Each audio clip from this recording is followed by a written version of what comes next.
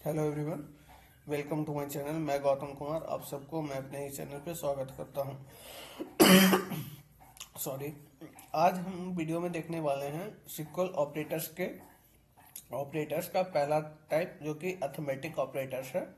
कल के वीडियो में हमने कवर किया था सिक्वल ऑपरेटर्स एंड उसके टाइप्स कितने प्रकार के होते हैं, और आज आज कल का ही वीडियो का एक्सटेंशन पार्ट है, जिसमें आज हम अर्थमेटिक ऑपरेटर्स पूरा क्लियर देखेंगे कि इसमें क्या क्या होता है और कैसे होता है।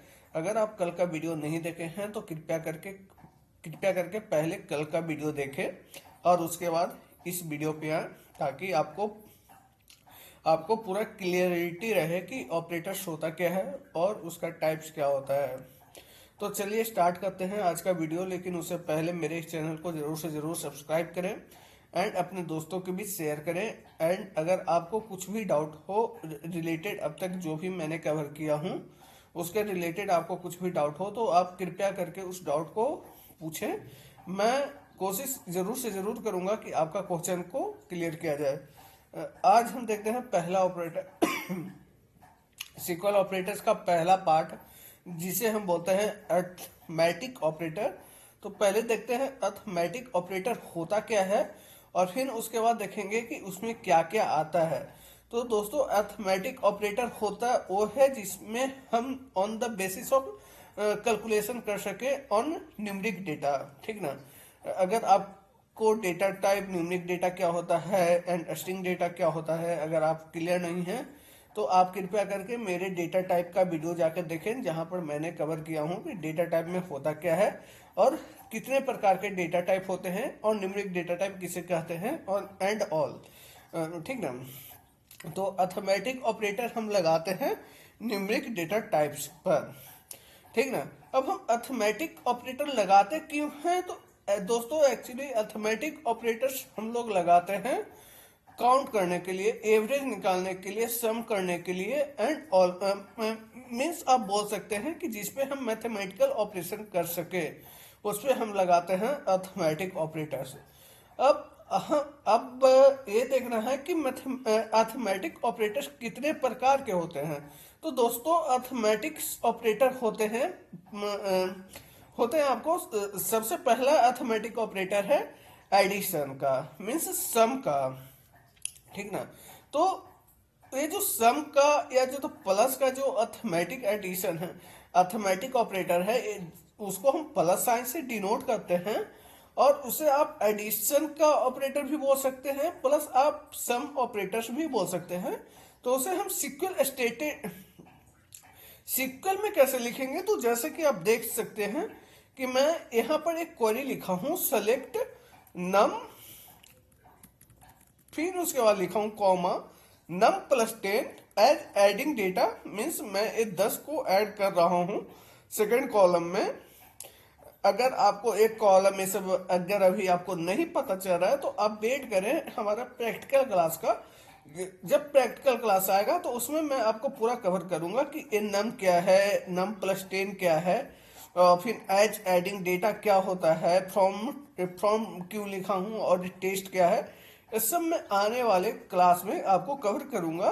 तो आप सिर्फ अभी तक इतना ही मानो कि ये जो नम है मेरा ओरिजिनल कॉलम है, और ये नम प्लस 10 है वो मैं इसमें ऐड किया हूं हर एक रो में 10, जिससे हमारा जो सपोज मान लो कि मेरा नम का एक्स रो में, पहला रो में एक्स है, तो मैं जब उस पर ऑपरेशन लगा रहा हूं नम प्लस 10, तो x प्लस 10 का वैल्यू आ जाएगा। जैसे कि आप नीचे देख सकते हो मैंने क्या लिखा हूं, नम अगर इक्वल टू 10 है तो एडिंग डेटा जब करेंगे तो वो हमारा 20 हो जाएगा। 20 इसलिए होगा दोस्तों क्योंकि नम प्लस 10 है। ठीक ना। जैसे 20 तो 20 प्लस 10 30 तो 30 प्लस 10 40, तो मतलब इंक्रीज कर रहा है 10 से। ठीक। तो ये मेरा हुआ एडिशन का, कि ये आपको रो बेस पे काम करता है आपको कॉलम में। ठीक। फिर हम देखते हैं सब्ट्रैक्शन का। अर्थमेटिक ऑपरेटर्स में सिर्फ एडिशन नहीं आता, सब्ट्रैक्शन भी आता है। अब सब्ट्रैक्शन क्या करता है? जैसे कि आप देख सकते होगे, सुनते होगे माइनस, इसे हम सब्ट्रैक्शन भी बोलते हैं और माइनस भी बोलते हैं, ठीक ना। तो सब्ट्रैक्शन क्या करता है कि आपको कॉलम का डेटा माइनस करता है। अगर आप माइनस का साइन लगाओगे तो वो आपको माइनस करेगा डेटा ओरिजिनल डेटा में से। जैसे कि आप प्रीवियस में देखे होंगे कि मैंने यहाँ पर प्लस लिया था, लेकिन यहाँ पर मेरा माइनस है। तो मैं नम में से मीन्स ओरिजिनल कॉलम का और फर्स्ट रो में से अगर मैं -10 करता हूं तो मेरा 0 आ जाएगा, क्योंकि 10 था ही। यहाँ पर मेरा 10 है और 10 में से 10 मैंने माइनस कर दिया तो मेरा 0 आया। फिर आप दूसरा रो देखो, 20 है, 20 में से 10 में माइनस किया तो 10 बचा।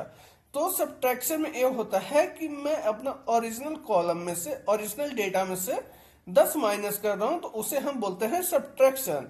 और हम सब्ट्रैक्शन अप्लाई कैसे करते हैं, तो जैसे कि आप देख सकते हो कि मैं एक क्वेरी लिखा हूं। मुझे पता है कि आपको ये क्वेरी अभी समझ में नहीं आ रही होगी, आने वाले वीडियो में आपको पूरा का पूरा क्लियर हो जाएगा, ठीक। इसके बाद हम देखते हैं सब्ट्रैक्शन हो गया। सब्ट्रैक्शन के बाद देखते हैं मल्टीप्लाई देखते हैं, ठीक है ना। अब मल्टीप्लाई में क्या होता है, मल्टीप्लाई में सपोज मान लीजिए कि ये दो नंबर को गुना करता है। एक मेरा कॉलम है जिसमें मेरा वैल्यू 10 है।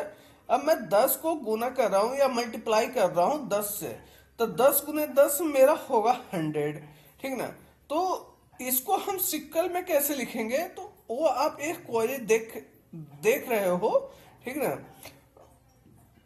फिर मल्टीप्लाई के बाद मेरा आता है डिवीजन का। डिवीजन क्या करेगा, डिवाइड करेगा। जैसे आपको मैथ जब आप पढ़ते हो तो सबसे पहले हमें पढ़ाया जाता है एडिशन, जोड़ना, घटाना, गुना, मल्टीप्लाई करना एंड डिवाइड करना। तो हमारा जो चौथा जो ऑपरेटर्स है, अर्थमेटिक ऑपरेटर्स है, वो है डिवीजन करना, मीन्स डिवाइड करना। अब डिवाइड क्या करता है, एक डिवाइड करता है आपको एक कॉलम को किसी पर्टिकुलर वैल्यू से या किसी दूसरे कॉलम के पर्टिकुलर वैल्यू से, ठीक ना।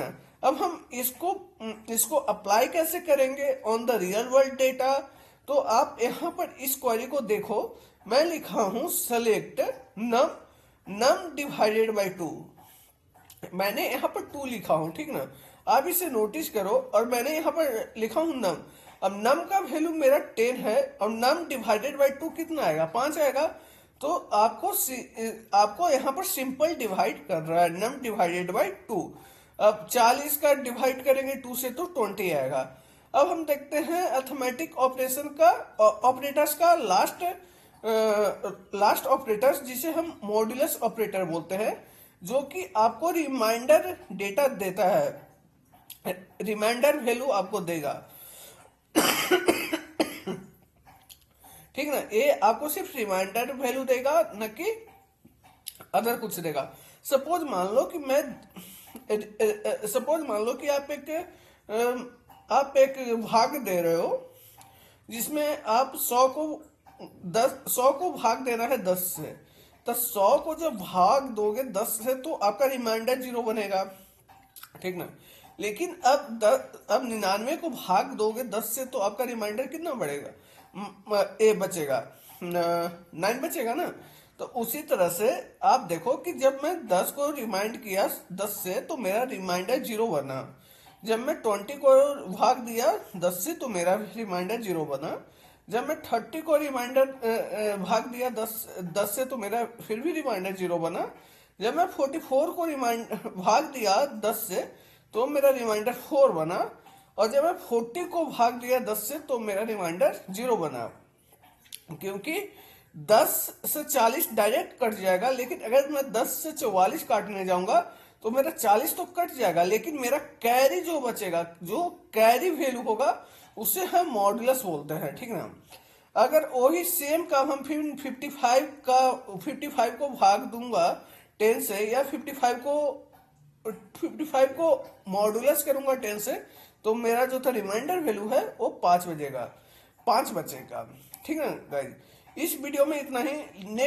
नेक्स्ट वीडियो में हम देखने वाले हैं वीट वाइज ऑपरेटर, जिसमें हम पूरा कवर करेंगे बिटवाइज होता क्या है, इसका इसका ऑपरेटर्स कितना है, टाइप्स ऑफ बिटवाइज ऑपरेटर कितना है, इसे हम कैसे यूज यूज करेंगे अपने क्वेरी में एंड ऑल।